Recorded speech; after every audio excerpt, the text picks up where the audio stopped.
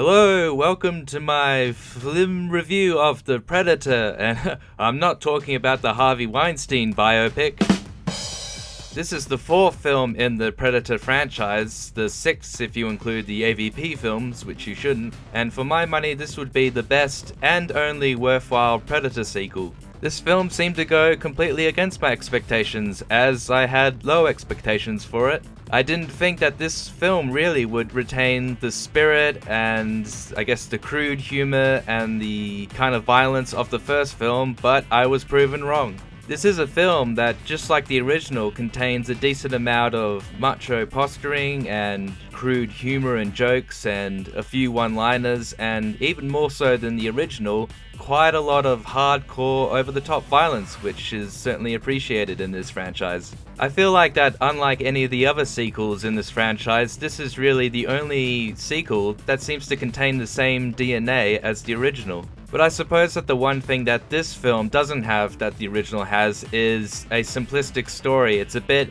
more complex here and kind of overdoes all of the Predator backstory and kind of makes the story feel a bit too fan-fiction-y for my taste. This sequel does seem like it's adding quite a bit more to the Predator lore, although I would say, although this franchise isn't exactly a horror franchise, I feel that usually with horror films and the sequels, less is more, and I think that would have benefited this film particularly.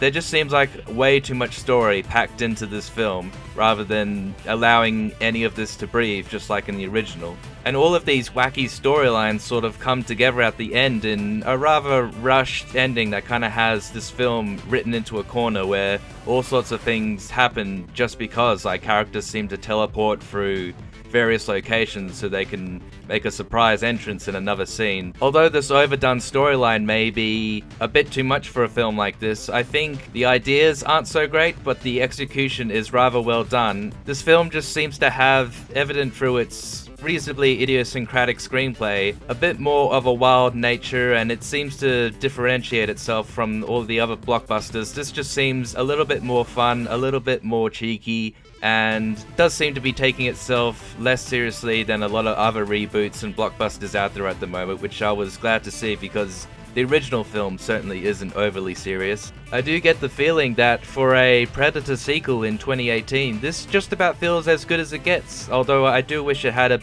quite a bit more of a low budget so that they wouldn't have allowed the storyline to get so out of control. But when it comes to the action sequences in this film, I feel that they have done pretty well, and there's a lot of excitement and entertainment value to be had here, especially one of the last action set pieces, which weirdly enough is reminiscent of one of the later action set pieces in Alien Covenant, although it's done a lot better in this film. I'm not too sure how Predator fans are going to feel out there, but for me, as a fan of the first Predator film at least, I found this to be a very satisfying Predator sequel. If you appreciate not just the action and the Predator creature itself, but also the screenplay of the original film, then I'm sure you're going to like this film as well. So that's my FLIM review of The Predator. Catch me next week as I review the Predator reboot starring Harvey Weinstein.